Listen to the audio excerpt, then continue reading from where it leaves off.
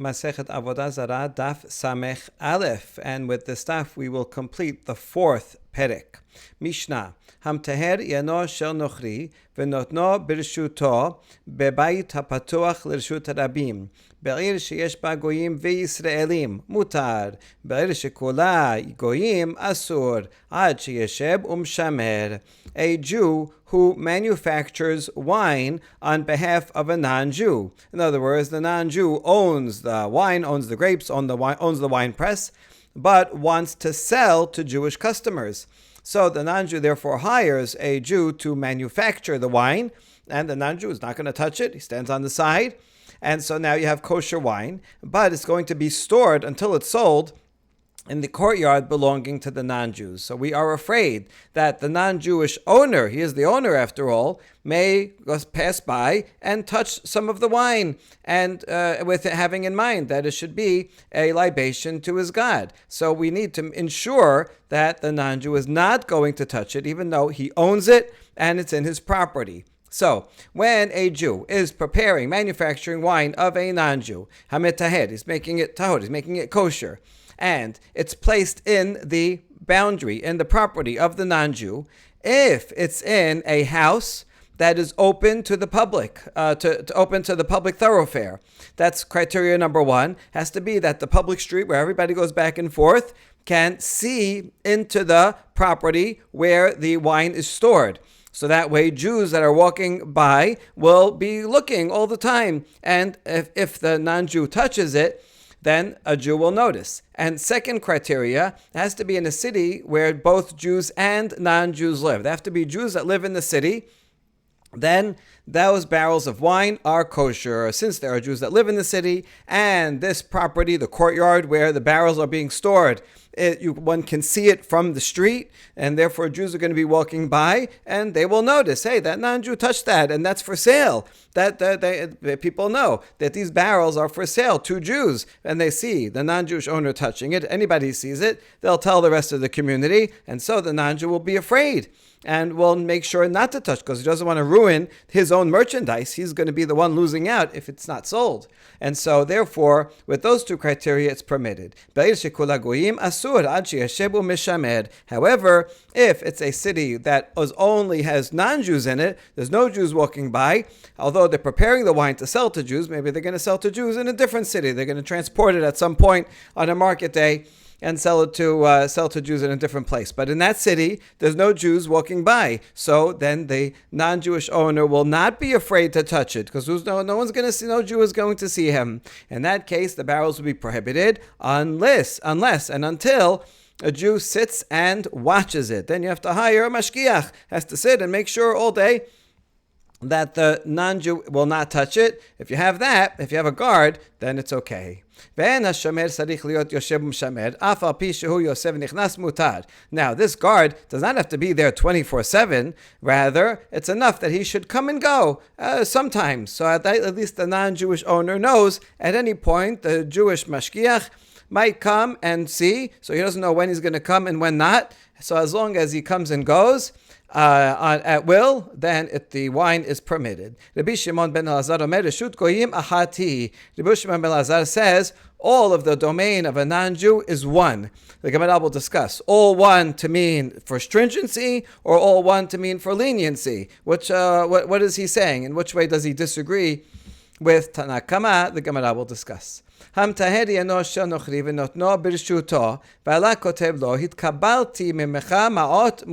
saw this part of the Mishnah yesterday. Again, a Jew is manufacturing wine for a non-Jew, and the wine is stored in the property of the non-Jew also. But in this case, the non-Jew writes a note and says, I received money from you for this wine. Now, even though he technically in reality did not get money, for sure, if he actually even did get money, then for sure. But even if he didn't actually receive money, the wine is permitted. Because the Jew has this note, that means the Jew can come and take those barrels of wine at any time that he wants, and the non-Jew cannot stop him. Because if the non-Jew said, hey, these are on my property and they belong to me, so the Jew will produce the note and says, no, it says here that you received money for them. Therefore, they're not yours anymore, and he can come and take them at any time. Since the Jew can come and take them at any point in time, the non-Jew is not going to touch them because he knows, even though they're being stored on his property now temporarily, they don't belong to him. And so he's not going to touch it. Now, in reality, it could be that they're not all paid for, and the Jew will have to pay, but that's a loan. That loan is separate from the wine because there's no lien on the wine because he has a note that he can just take the wine at any time. So yes, he will certainly have to pay. Of course he has to pay at some point, but the point is that the Jew can take the wine, the non-Jew considers it out of his property, out of his ownership, and the non-Jew will not touch it, and therefore the wine is permitted. However,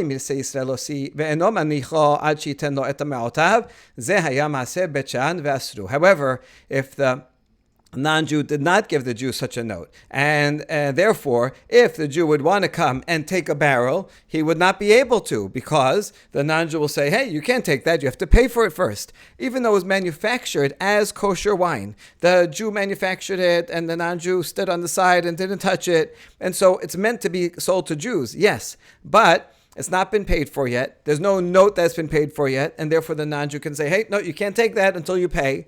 Therefore, the non-Jew considers it under his ownership, which it is, and therefore he will not be afraid to go and touch it and make it yayin nesech. And there was a case just like this in Bet Shan, and the rabbi said that that wine is prohibited. Now we ask about the case in the Mishnah that says if the city is all non-Jews, then the wine is prohibited because there's no Jews that are passing by that could make sure and make the non-Jew be afraid of touching it.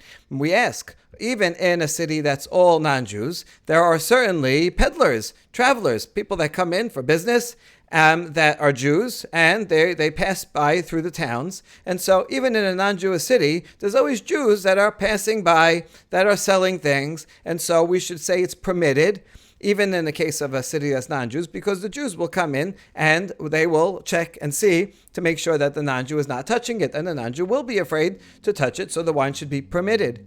Shmuel says, this part of the Mishnah is talking about a case where the city has doors and a crossbar, and it's closed. It's at night. At certain times, it's closed. When the city gates are closed, then there's no travelers coming in. There's no Jewish peddlers coming in. At those points, the non-Jew will not be afraid. There's no non-Jews living here. There's no Jews living here. There's no Jews passing through. So he'll go and he will, for good luck, to give libations to his God. He will want to do that, and he will go and make them prohibited. That's what it's talking about. But in fact, if the city has no doors and there's always Jews coming in and out, at any point there might be a Jew there, then the non-Jew will be afraid to touch the wine. Amar Rav Yosef, v'chalon kirshut harbim dameh. Rav Yosef said, even though the Mishnah says that there should be a public street next to the courtyard where the wine is, so that people will go back and forth. They will be looking in and seeing, and the non-Jew will be afraid to touch it. That's not the only case, just one example. If there's a window, a Jew has a home that has a window overlooking the courtyard of the non-Jew where the wine is stored, that's the same thing, because since the Jew is there and he's looking at his window, so at any point he might be looking at his window and notice if the non-Jew touches the wine or not. Since the non-Jew knows that, the non-Jew will not touch the wine. Or if there is a garbage dump right near the courtyard where the non-Jew is storing his wine, a garbage dump is a public place because people are always coming to put their garbage there. So there's always people coming back and forth there. So it's not a public street, but it is a public place. And so there also, Jews will come all the time, and the non-Jew will know that they're there and they can see. And even a palm tree is like a public thoroughfare because Jews will climb up the palm tree. They're going to want to go and get a coconut, or get some dates, probably date palms. They're going to get some date palms or take a lulav, and so they're going to go up. And when they're up on the tree, they can see far, and they can see into the courtyard where the non-Jews wine, where the wine barrels are, and they will notice if the non-Jew touches the wine. So the non-Jew will make sure not to touch the wine. Pesik reshe. Now, what if there is a palm tree, but the top of the palm tree has been chopped off? So now there's no dates up there. A palm tree, once the top is cut off, it doesn't grow anymore. It doesn't grow any more fruit. So now, what if there is a palm tree, but there's no dates on top? What about that? Is that considered like a public thoroughfare or not? Peligi bad avacha v'ravina. Chad asar v'chad shareh. It's machlok between avacha and ravina. One of them said the wine is prohibited, and one said the wine is permitted. Why? The one that says the wine is prohibited say because, there's a tree there, but why would anybody go up the tree? There's no fruit up there. So since nobody's going up the tree, nobody's going to go up there to be able to see over. So even though they could go up the tree, but no one is going up the tree. So therefore, the non-Jew will not be afraid that anybody's going to climb the tree and see what he's doing. So he's going to touch the wine. And the one who says it's permitted is because sometimes someone loses an animal. He wants to go to a high place to look around to see if he can find his animal. So they do climb up palm trees, even when there's no dates on top. And so, since they sometimes climb up the palm tree, the non-Jew will know, sometimes people go up that palm tree to look for things. And so then they'll look into my courtyard and they might see me touching the wine, and then all the wine will be prohibited and I'll lose out of all my sales. So he's not going to touch the wine, and therefore it's permitted. Teno Rabbanan, Abraita, Echad lokach v'echad socher bayit b'chasero shel goy miluhu yain, v'Yisrael dar be'ota chaser mutar, v'af al pi shen mafteach v'chotam biyado. This Braita is going to introduce 4 cases. We have to remember the 4 cases because we're going to come back and reference them. So case number 1, if a Jew buys or rents a house, could be like a storehouse, in the courtyard of a non-Jew, and the Jew puts wine barrels there. So now the wine barrels are owned by a Jew, and they're put in some space that's bought or rented, but it's within the larger courtyard. The larger courtyard belongs to a non-Jew. Now the question is the non-Jew landlord going to come and touch some of the wine that's in that storehouse that's within his courtyard? If it's rented out, so the non-Jew still owns it. If the Jew bought that storehouse, he bought it, but still sometimes goes in within the larger courtyard of the non-Jew. So he might say, it's in my courtyard, I want to go and check. I have to make sure I forgot something in there from before I sold it, or whatever. So that's the question. So here it depends. If there is a Jew, it could be another Jew, not necessarily the owner of those barrels. If there is a Jew that also lives in that courtyard, he rents another house over there, then it's permitted, because there's always a Jew there that's living there who may look and see if the non-Jewish landlord goes into the wine storehouse and goes and touches something. The Jew is around and might see him, and so the non-Jew will be afraid, and therefore he won't touch it and is permitted. And this halacha applies even if the Jew does not have a key or a seal to the house or to the barrels of wine. Even if that Jew cannot actually get into the storehouse, or it doesn't have the seal for the barrels of wine, still, it's sufficient. If the Jew who's living there has the key and all that, so then surely he can come in any time, and we'll see what's going on if the non-Jew comes and touches it. But even if he doesn't have a key, the fact that he lives nearby and is watching, and he'll see if the non-Jew comes nearby, goes in that storehouse, so that's sufficient to keep the non-Jew away and will not touch it. Behaser acheret mutar, vehu shemafteach vechotam biyado. Now, if there's a Jew that lives in a different courtyard, but not in that courtyard, then also the wine is permitted, as long as the Jew who lives in a different courtyard does have a key to the house or the seals to the barrel. In that case, also the Jew, although he lives in a different courtyard, he can come at any time and he has the key and he can open it up. And so also there, the non-Jew will be afraid and will make sure not to go in and touch the wine. That's case number 2. Case number 3. Ham taher yeno shel goy birshuto, v'Yisrael dar be'ota chaser mutar, v'hu shemafteach v'chotam beyado. If now you have, like we saw earlier, a case of a Jew who's manufacturing wine on behalf of a non-Jew. The non-Jew owns the grapes and the wine press and owns the wine. And the Jew is just coming and manufacturing it so that it will be kosher wine, but now it's stored in the courtyard of the non-Jew and belongs to the non-Jew. But there is also a Jew that lives in that very courtyard, owned by the non-Jew. Then again, it's permitted. because the Jew is there and he's watching, and he'll see if the non-Jew will touch it. And that is as long as the key or the seal is in the hands of the Jew, so that not only does he live nearby, but also he can go there and see it at any time. It seems that this case, you need both that the Jew is living there and that he has the key, because in this case, the wine is owned by the non-Jew. So here, according to Tanakama, you need two things, whereas beforehand, the case was that the Jew owns the wine. Since the Jew owns the wine, it would be sufficient if the Jew lived there, even if he didn't have the keys. But here, since the non-Jew owns the wine, so he feels more ownership over it. He is actually the owner, so he's going to feel like he can go and touch it, and maybe it won't be sufficient, the fact that a Jew is living nearby, because the Jew living nearby doesn't have the key. So the non-Jew will say, this is mine, and he has the key. He goes in and won't be scared. So you need that the Jew is living there and also has the key. That's according to the simple reading. Amar Rabbi Yochanan letana teneh af al pi she'en maftech biyado mutar. That's the version of the Braita that the Tana, the professional reciter, said. But Rabbi Yochanan interrupted the Tana in the middle of the Braita and told him, don't read it this way. Rather, we're interrupting in the middle of our recitation of the Braita to quote Rabbi Yochanan, who told the Tana at some point, change the words and to the opposite. And you should teach even if the Jew who's living nearby does not have a key or a seal. Even so, it's permitted. In other words, according to Rabbi Yochanan's emendation, as long as the Jew is living nearby, even if the wine belongs to the non-Jew, the Jew is living nearby. That's like a thoroughfare. It's like a window.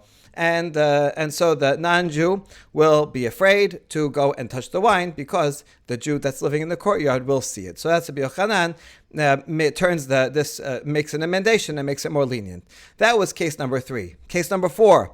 Bechaser acheret asur. Af al pi she'mafteh bechotam biyado divrei Rabbi Meir. So if the Jew lives in a different city, in a different courtyard, so now we have two problems. Number one, the wine belongs to the Jew, to a non-Jew. The Jew came and manufactured it on behalf of the non-Jew, but it's owned by the non-Jew. That's number one. And there's no Jew that lives in that courtyard. So now the non-Jew will not be very afraid of touching it. In this case, even if the Jew has a key and a seal, nevertheless, it's prohibited. Okay, the Jew has a key or the seal, but the non-Jew is like, this is owned by me. And there's nobody on my property. Okay, by the time someone comes in, he's not so afraid of that. That's the opinion of Rabbi Meir. Hachamim osrim ad she'eshomer yoshev shamer o ad she'bo memuneh haba lekisin. Hachamim say the wine is prohibited unless there is a guard that's sitting and watching all the time, or someone who's in charge that will come from time to time. It could be someone that's there all the time, or someone appointed. His job is to make sure, and he's going to come and check on it at certain given times. Now, Chachamim, it's not clear what they're arguing about. Simple reading sounds like Chachamim would be arguing on the very last case. But the problem with that is the very last case, we said asur. In other words, Rabbi Meir already said prohibited. So Chachamim would say prohibited, and then he's agreeing. So what's he disagreeing with? Maybe he's giving a leniency that even in that case you could have a shomer. Well, and what Tanakama would say, no, even if there's a shomer, it's not good. So we're not sure what Chachamim are disagreeing with. We're going to try out case number 4, then case number 3, and then we're going to land on case number 2. Chachamim ahaya. What case is Chachamim disagreeing with? If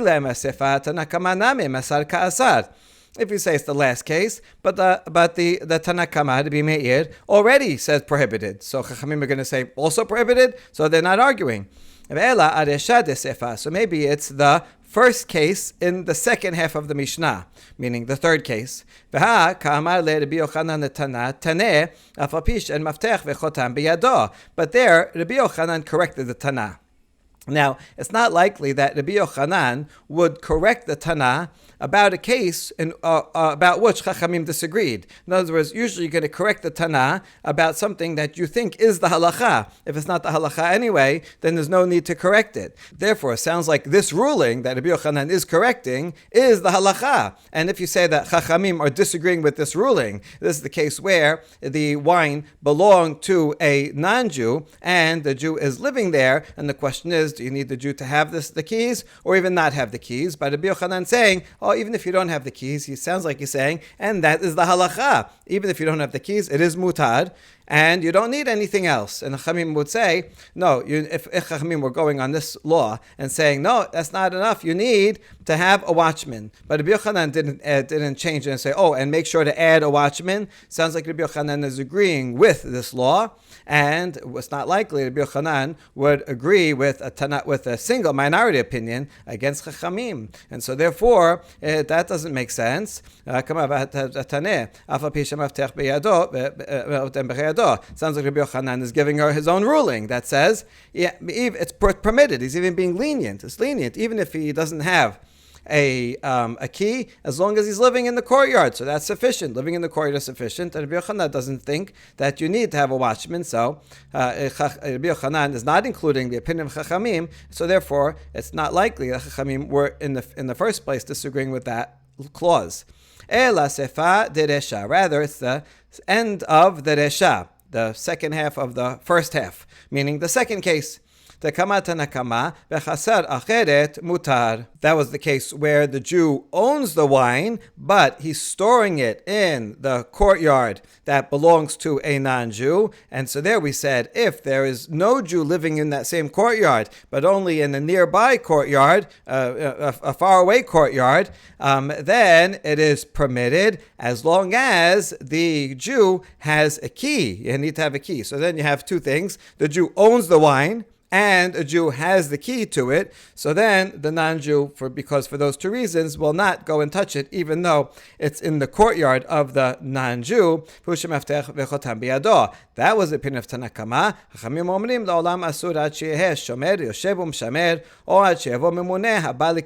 And that's the case where Chachamim disagreed and said, no, it's not allowed unless you have someone watching it, always there, 24/7, or until someone appointed who is in charge will come at fixed times. Only then it will be permitted. We ask about that.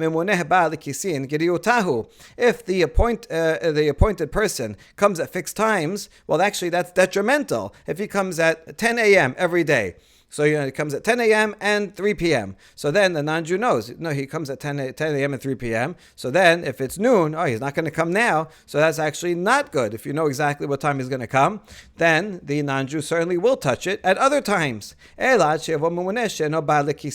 what it means is that the appointed person does not come at fixed times. He comes from time to time, randomly, and you never know when. So this is one of the sources that a Mashgiach doesn't have to always be there, depending on the case. It doesn't have to be there 24/7, but can come in and out as long as the non-Jew knows that the Mashgiach can come at any point. That is enough to make it permitted. Rabbi Shimon ben Elazar Omer, Reshut Goyim Achat Hi. At the end of the Mishnah, Rabbi Shimon ben Elazar said that the domain of all non-Jews is one. Now, the halacha before was saying that if it's a city that's all non-Jews, then the wine that is in the domain of the non-Jew is prohibited because he may come and touch it, and there's no one that's going to watch. But if there's a watchman, then it's okay. So now Rabbi Shimon says all the domain of Gentiles is one. What do you mean by that? Is he trying to be stringent and saying it's always prohibited, even if there's a watchman or even if there are Jews in the town? Is that he's saying it's all one? So it's always not allowed? Or is he saying it's all one, it's always permitted? That it doesn't matter if there's Jews in the town or not, or a watchman, it's always permitted. What is he saying? That it's all the same. Rabbi Shimon ben Elazar lakel or lachmir? Rav Yehuda amar zeiri lakel. Rav Nachman amar zeiri lachmir. There's two opinions. The question was raised when Rabbi Shimon ben Elazar says it's all one. Is that to be lenient or to be stringent? There's two opinions. Rav Yehuda in the name of Ziri says to be lenient. It's always okay. Rav Nachman in the name of Ziri says stringent. No, you have to. It's always a problem. Rav Yehuda amar zeiri lakel. Now, what exactly is he being lenient about? He's not saying all cases are okay. What particular case is he saying is lenient and you can treat it all the same? Vachi ka'amar Tanakama keshem she birshuto asur, kach b'shut goy acher name asur, v'chashinan legomlin. They're not talking about all cases. Rather, Rabbi Shimon ben Elazar is disagreeing with Tana Kama about a specific case where you have the non-Jew who owns these barrels. And let's say that non-Jew that owns the barrels doesn't keep it in his own courtyard. He delivers it to his friend, another non-Jew, to say, watch this for me. Can you please store these for me in your courtyard? So, according to Tana Kama, just like it's prohibited in the non-Jewish owner's courtyard, we're talking about a case where it's all non-Jews in the town. So he can't keep it in his courtyard. He's not going to be afraid to touch it in his own courtyard. So too, it's prohibited even if the non-Jew stores it in a different non-Jew's courtyard, where you might think it's not in his courtyard, it's in someone else's courtyard. Now the shomer, the non-Jew is watching it, he's not going to touch it because it certainly doesn't belong to him.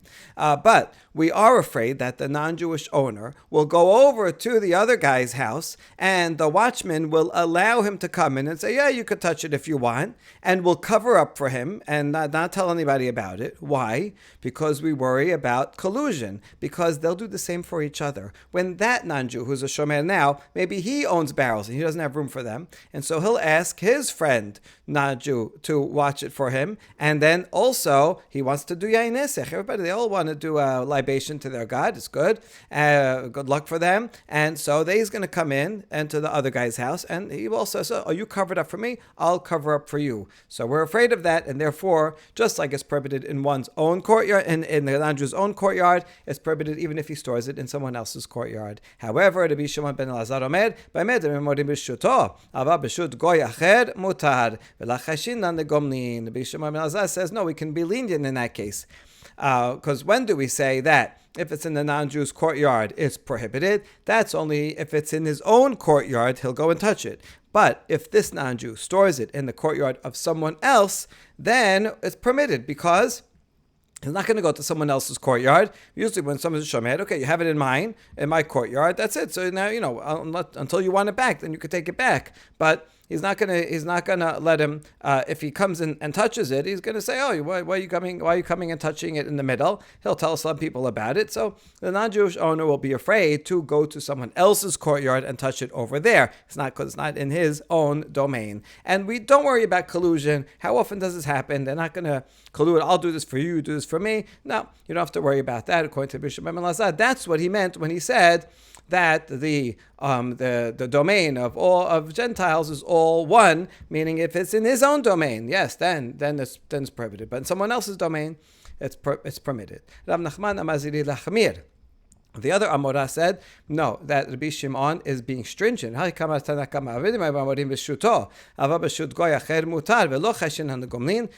ben Elazar omer kol reshut goyim achati. You can interpret the words exactly the opposite. It's the exact same case that we just said. And according to Tana Kama, when do we say that if a non-Jew has wine in his own domain and there's no Jews around, that's prohibited? Only if it's in his own domain. But if he gives it to another non-Jew to store for him, then it's permitted, because that's not likely he's going to go to someone else's domain and go touch it. And we don't worry about collusion. According to Tana Kama, I'll do this for you, I'll cover up for you, you cover up for me. We don't worry about that. And Rabbi Shimon ben Elazar comes and says, no, you have to be stringent. And we do worry about collusion. And that's what he meant when he said, all domain of Gentiles is one. Doesn't matter if it's in this courtyard or another non-Jew's courtyard, who doesn't own it. They're all the same. It's prohibited in all of them. This one seems to fit the words a little bit better. Tanya kevated Rav Nachman amar zeiri lachmir. Amar Rabbi Shimon ben Elazar kol reshut goyim achati mipenei haramain. There's a braita that supports Rav Nachman in the name of Zeiri, who is stringent, because there Rabbi Shimon ben Elazar adds a couple of words. He says, all the domain of non-Jews is one because of swindlers, meaning because of collusion. So that sounds like we're worried about them, that they're going to cover up for each other. Debe parzak rofila otibu chamra gabe adisaihu. There was this guy Parzak, the vizier, important person, non-Jew, and he would make wine, and that was permitted to Jews. He made kosher wine, and he didn't have room, he didn't want to store it all, so he stored it in the courtyards of his non-Jewish sharecroppers. So they worked for him, so he stored it in their courtyards. Avoda banan kamed Rava lememar. Ki chashinan legomlin hanemi lehecha dekamotiv hai gabe hai. Aval hacha kevan darise lav darke lo tube be parzak rofila lo gomlin la chashinan. So at first the rabbis said in front of Rava that it seems that this should be permitted in this case. Even if we follow the stringent opinion, when do we worry about collusion? That's when this guy, owner, stores it by his friend, the other non-Jew. And vice versa, that guy, when he has extra barrels, he'll store it by this guy. So they help each other. So then, if they're on equal footing, then yes, they will help each other, and then we're worried about collusion. But here, in this case, since the sharecroppers, they're never going to bring their own barrels and store it in the courtyard of Parzak, the vizier. Don't do that. That's he's their boss. He's the important person. He's not going to do a favor for them. The other way around, they would do, but not that way. So therefore, we would think that we don't have to worry about collusion, and therefore this wine should be kosher, and we don't have to worry that Parzak, he's going to go to the sharecroppers, not on his property, and touch the wine, because the sharecroppers over there may not cover it up, because they're not going to get the same treatment the other way around, because they're not storing their wine in the house of the vizier. That's what they thought at first. Amar lehu Rava, adraba, afil laman damar lachashin negomlin hanem lehecha de la mirtat mineh, avalacha kivan de mirtat mineh mechape ale zichuta. Rava told the other sages, actually the logic is exactly the opposite. Even according to the opinion that says in general you can be lenient, and we don't worry about collusion. And this guy will put it in that guy's home, and he's not going to come there because people are not going to cover up for each other. That's only in the case where they're equals and they're not afraid of each other. So if this owner goes to the courtyard of the other guy will tell people, oh, he came to my courtyard and he touched the wine. So there, we don't worry about collusion. But in this case of the vizier and the sharecroppers, where the sharecroppers are afraid of the vizier, so then they certainly will cover up. So in this case, it's exactly opposite. Even if you're lenient in general, in the case of the vizier, everybody's afraid of him. And so the vizier says, hey, put these in your courtyard for me. And then the vizier comes over and he opens them up and touches them. The sharecropper is not going to say anything because this is his boss. This is an important person. And he certainly will cover up for them. So in that case, actually, you should be stringent. Hahu kadcha de hava yateb be chamra de Israel. Ishtakach goy dava ka'e bene daneh. One time there was a city, and a Jew's wine was placed in that city, and there was a non-Jew that was standing near the barrels. And the question is, did he touch the wine in the barrels? What do we do? Amar Rava im nitpas alav keganav hamra shareh v'ila asur. Rava said, depends. If it's a kind of person who would be seen as a thief, if someone would catch him there, he says, hey, what are you doing here? So he had no reason specifically to be there, and so he would be afraid to be seen near the wine. In that case, the wine is permitted because the non-Jew is going to be afraid. He's not going to want to be seen there. He's not going to just go and touch the wine. In other words, non-Jews will go and make yain nesech unless they're afraid that someone's going to catch them being somewhere where they shouldn't be. So if someone's going to, if it's a kind of person that if he would be seen there, he would be seen as a thief, so he's not going to go there, and the wine is permitted. But if not, if it's an important person, a certain official, someone who has a reason to be there, and someone says, hey, what are you doing? Oh, I belong here. All right, I'm in charge. I'm the governor. I'm the mayor of this place. So then, if he would not be seen as a thief, then he won't be afraid to be around there. So then, he may very well go there and touch the wine, and it would be prohibited. Hazran alach Rabbi Ishmael chazakim uberuchim.